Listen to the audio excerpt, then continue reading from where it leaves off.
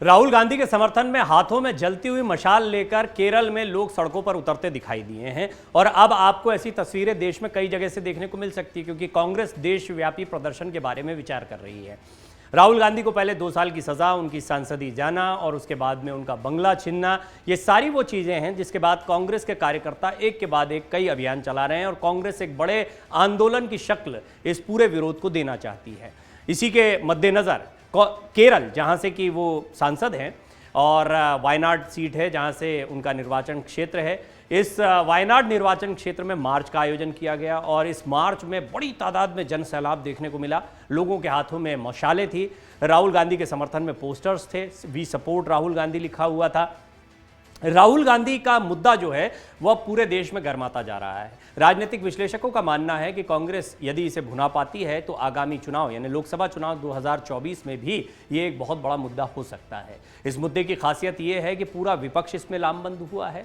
कार्यकर्ताओं को भारत जोड़ो यात्रा के बाद एक बार फिर एक्टिव करने में राहुल गांधी और कांग्रेस कामयाब दिखाई दे रहे हैं और यही वजह है कि कांग्रेस इस मामले पर जनता के बीच में जाकर ज्यादा लड़ाई लड़ती दिखाई दे रही है। आपने देखा होगा कई कांग्रेस समर्थक हैं वो ट्वीट कर रहे हैं कि हमको संसद में नहीं बोलने दोगे तो हम सड़कों पर बोलेंगे और इन तस्वीरों को पोस्ट किया जा रहा है। राहुल गांधी लगातार विमर्श का केंद्र बने हुए हैं। केरल या दक्षिण के राज्य वो राज्य हैं जो बहुत महत्वपूर्ण इसलिए माने जा रहे हैं क्योंकि कर्नाटक चुनाव का ऐलान हो गया है।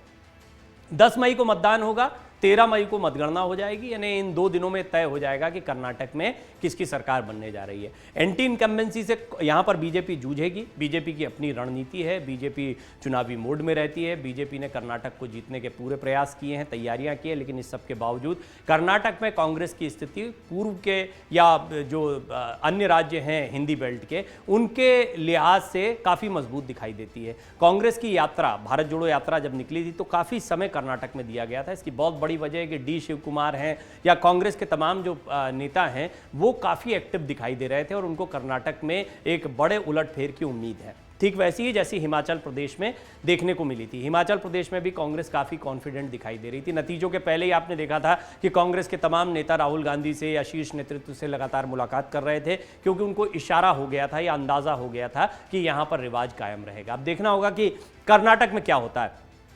कर्नाटक की पिछली स्थिति देखें तो बीजेपी सबसे बड़ा दल जरूर बनी थी लेकिन इसके बावजूद पूर्ण बहुमत नहीं था और जेडीएस और कांग्रेस ने मिलकर सरकार बना ली थी। लेकिन बाद में कांग्रेस और जेडीएस दोनों के नेता जो हैं वो टूटकर चले गए या उन्होंने इस्तीफे दिए, फिर से उपचुनाव हुए, जीतकर वो बीजेपी में शामिल हुए और फिर सरकार बन गई थी। ऑपरेशन लोटस शब्द ये जो है कर्नाटक से निकल कर आया था। अब केरल में जब राहुल गांधी के समर्थन में ये मार्च निकल रहा है तो इसका कनेक्शन कैसे देखने को मिलता है। एक्चुअली दक्षिण के राज्य वो राज्य हैं जहां पर बीजेपी को काफ़ी मेहनत करने की ज़रूरत आज भी महसूस होती है क्योंकि बीजेपी की घुसपैठ कर्नाटक तक हुई है और कर्नाटक बहुत बड़ी सफलता बीजेपी के लिए मानी जाती है।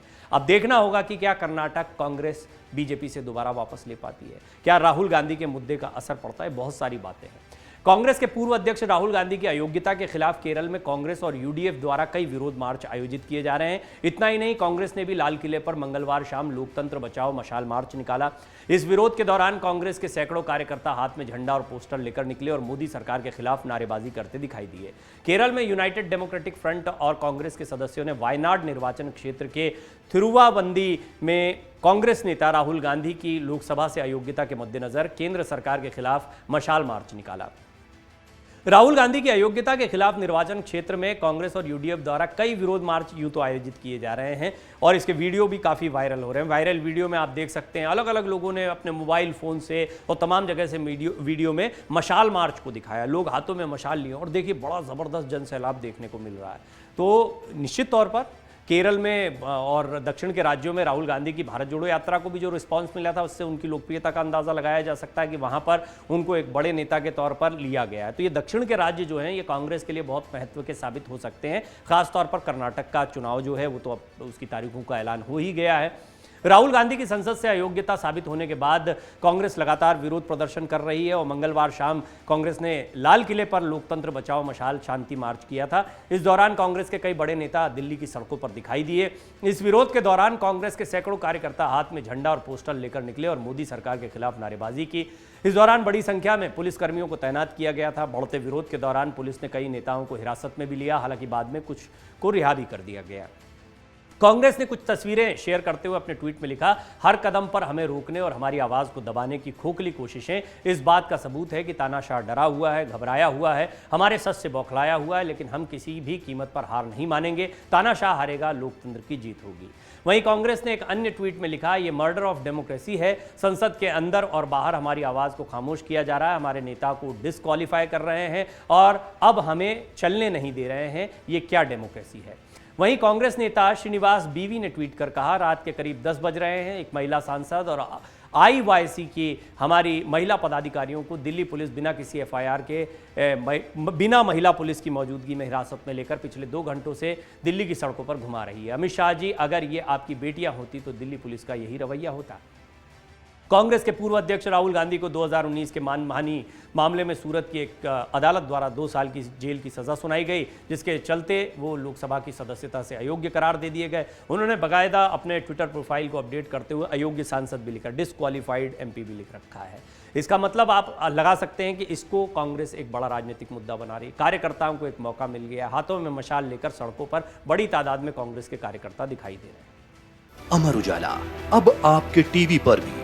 अपने स्मार्ट टीवी पर YouTube पर सर्च करें अमर उजाला, चैनल सब्सक्राइब करें और देखें ताजा खबरें, वो भी HD क्वालिटी में। और हाँ, बेल आइकन दबाना ना भूलें ताकि हर खबर हो आपके घर। अमर उजाला, निष्पक्ष, निर्भीक, निरंतर।